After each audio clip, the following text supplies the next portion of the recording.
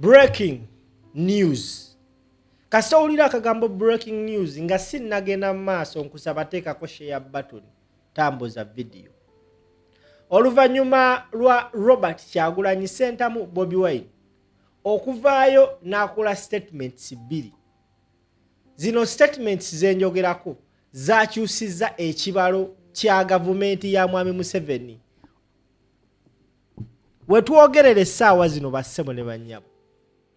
Bw'ogenda ku mukutu ogwa gavumenti ya Uganda ogwa X, just 3 hours ago bataddeyo posting egamba nti the government of Uganda has not ordered any internet shutdown during the upcoming elections.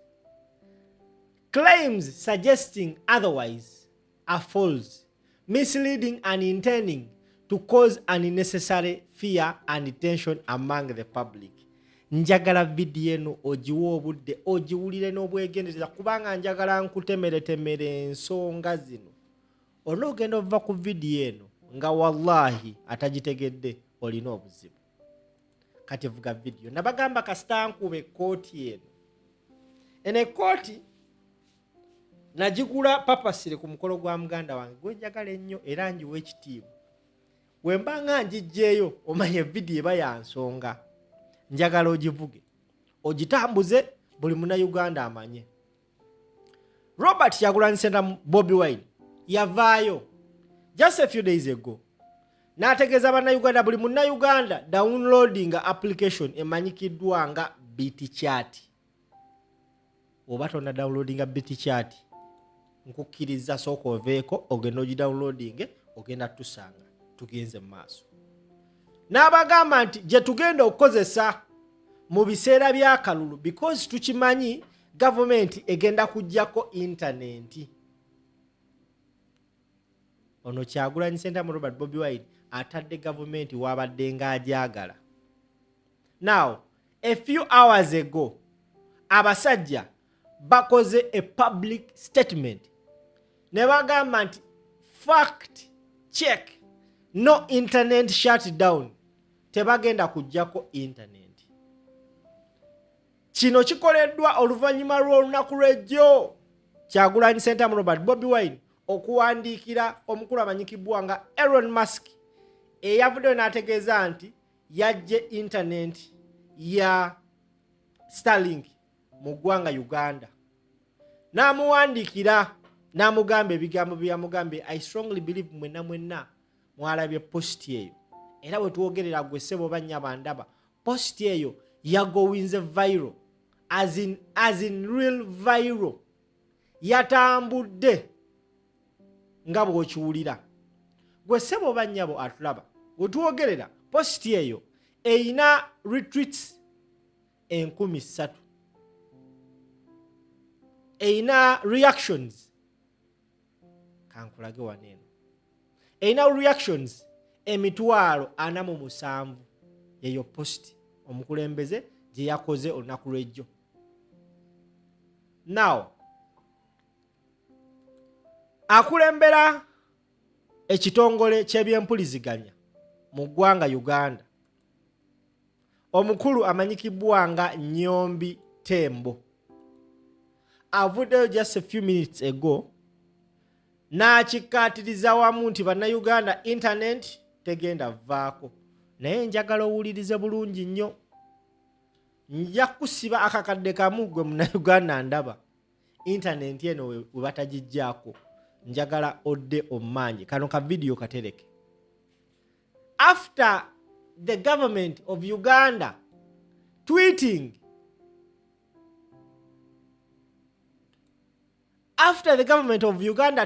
negamba no internet shutdown, Nyombi Tembo avuddeyo n'ayogerako eri bannamawulire n'abagamba ebigambo bino bye njagala tuwulirize n'obwegendereza. Wabadde ayogerako eri bannamawulire Nyombi Tembo bamubuuza ku nsonga y'okuggyako internet n'ayogera bw'ati, wuliriza tukomewo. Internet kweri olwaleero ejja kubaako enkya,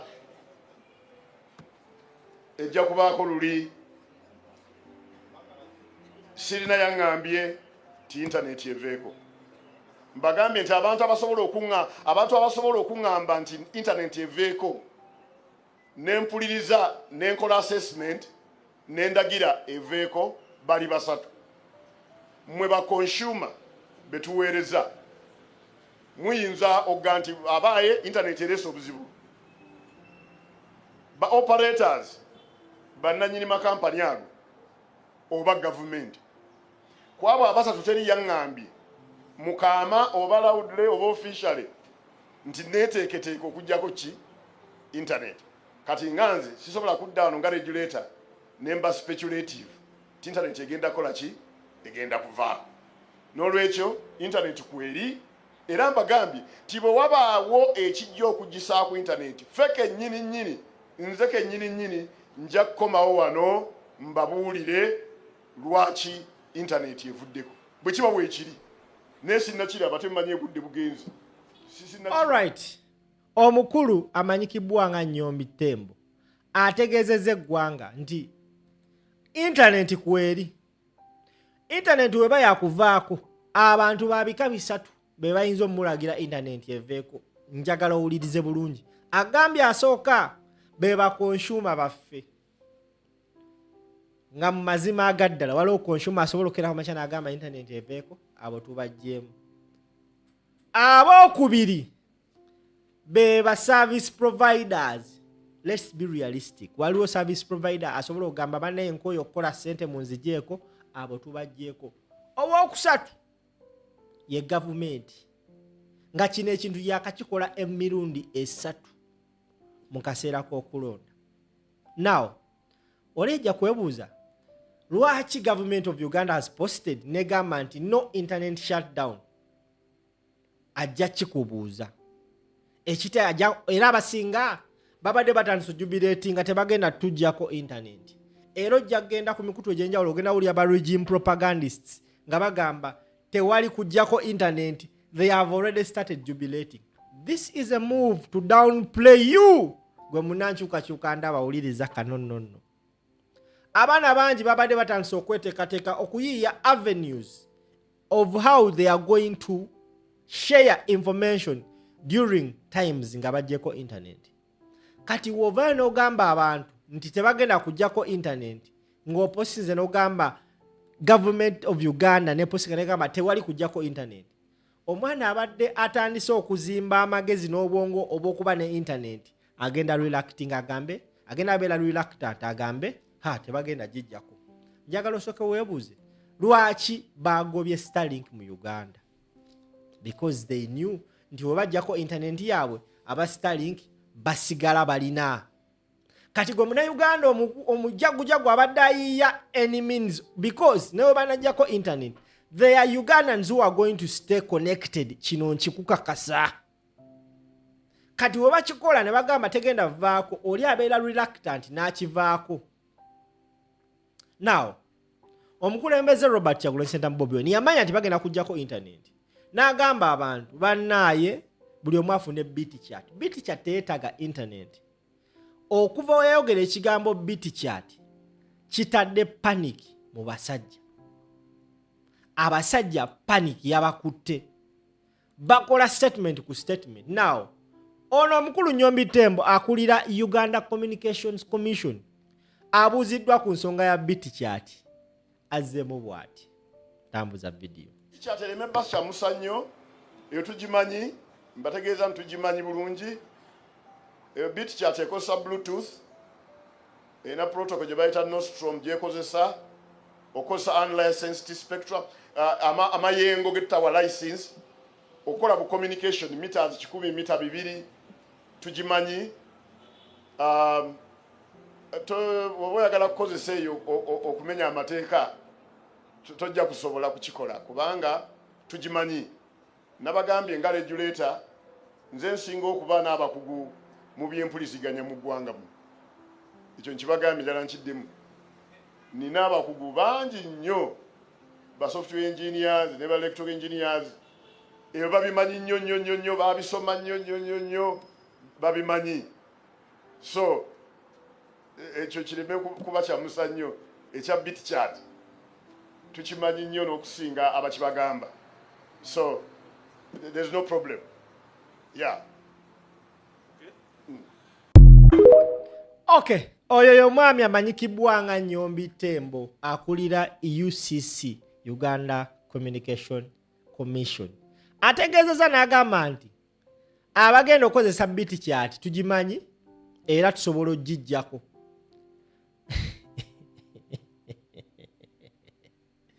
Nenze bannaye eno ensi simanyi na kumanya oba Katonda yatwerabira.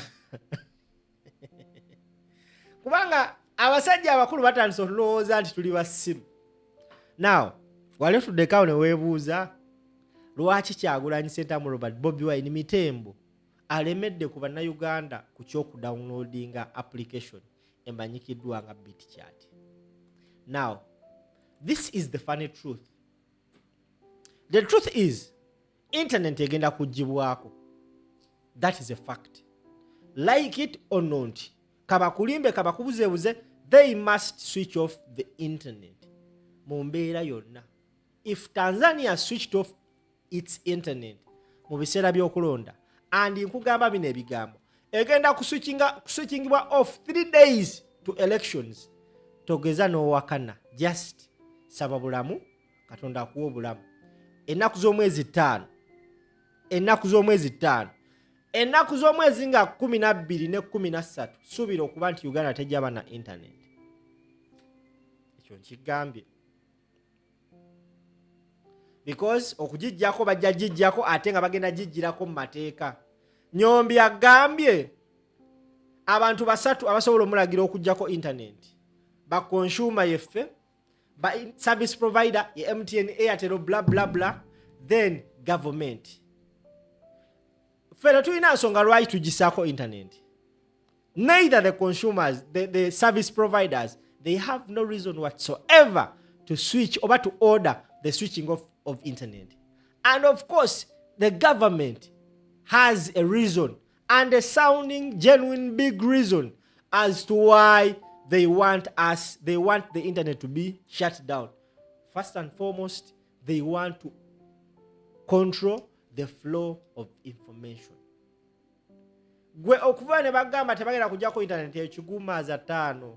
Ekyo kigumaza abaana mwena ababadde bayiya, because Nnyombi agambye ayina ba software engineers, ayina bakakensa in the same faith. Ne bannayuganda bayina bakakensa. If a Ugandan, a civilian Ugandan, can sit on his or her laptop na hackinga mu MTN, mu Airtel, na bio data over 1,000 GBs in the same faith, bana Uganda bayina all means of having internet. Ekyo kyo nkigamba, ojja kigaana neero ojja kikkiriza. Nnyombi Tembo ebigambo byayogedde ku BitChat, awo Kyagulanyi wabadde nga abaagala. In fact, Nnyombi Tembo okukola clip egoyinze viral eyambye omulanga gwa Kyagulanyi okwongera ogoyinga viral. Buli omu ajja kwebuuza lwaki bagyogerako. Now gwe munnayuganda atannagidownloadinga, ngusa abagenda ogidownloadinga oba oli awo tomanyi eneekuyamba. How does BitChat work? BitChat gwe mukutu oguteetaga internet. You only need okuteekako Bluetooth yo.